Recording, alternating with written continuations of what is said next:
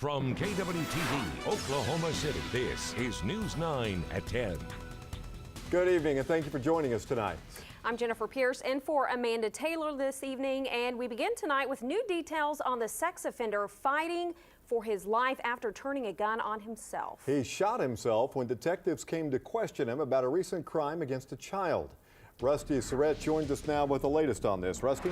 And Kelly, Larry Kirby is no stranger to the justice system. He is a convicted child molester who's had plenty of run-ins with the law. But this time, when police tried to talk to him about a new crime involving a kid, he tried to end it all. And this afternoon, Kirby was listed in stable condition, but tonight his condition is critical.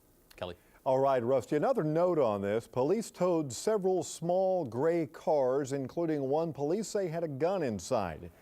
Now that's significant because last week someone kidnapped and sexually assaulted an 11-year-old girl who was walking to Jefferson Middle School. And she told police the man pointed a gun at her and forced her into a small gray car. So far, police are not connecting the two incidents. This is a sketch of the man police believe to be the kidnapper in that case. And today, police revealed the same man may have been seen at another school just 2 days after the first attack, trying again to persuade several children to leave with him. The kids did say that this male subject had a dog with him, a small dog, and had encouraged the children to come up and play with the animal. He appeared very angry when confronted and told this person that he was actually there to pick up a child of his own. Again, this is a sketch of the suspect who abducted the student last week. If you have any information on that crime, call Crime Stoppers 235-7300. This just into News 9, the Oklahoma State Bureau of Investigation and the Medical Examiner's Office have been called out to just south of Fort Supply. That's near the Panhandle. And we understand remains have been found there. So far, officials are not saying whether they are human. Now to Stillwater, where police say someone attacked a student who was leaving the OSU library. This happened last night. She suffered only minor injuries. She told police the man did not have a weapon. Now here's how she described the attacker as a young white man with short hair, about 5'6", around 150 pounds.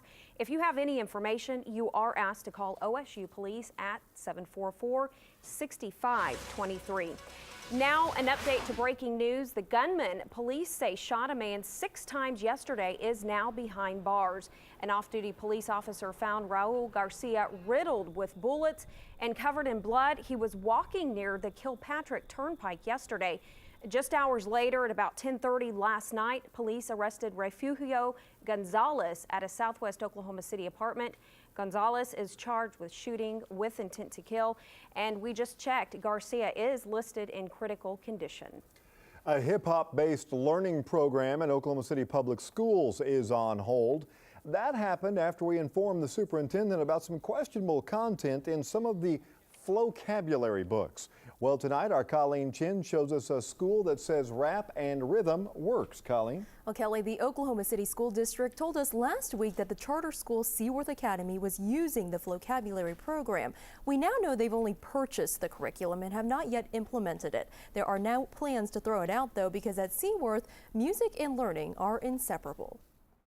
And meanwhile, Oklahoma City public school leaders say an investigation into the use and purchase of vocabulary in the district is still in the early stages. Tonight, many of you are talking about the Oklahoma Impact Team's investigation into the high cost of care for Oklahomans with developmental disabilities.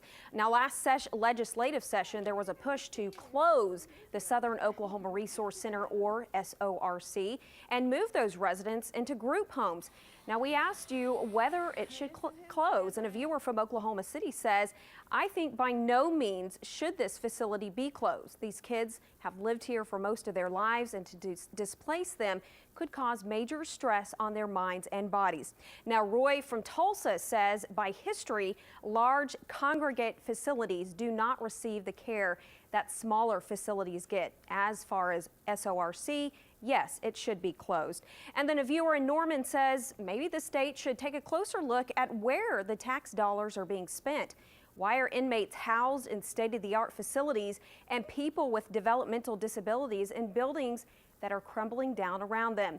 Now, we want to know what you think. Just go to news9.com/Oklahoma Impact. Now to tales of wrongdoing in two towns. First in Blanchard, where a police officer claims the town isn't paying overtime to officers. They don't have to give us overtime because we are police officers and public servants, and we just need to deal with it because we took an oath of office. New at 10, the Blanchard police chief is responding.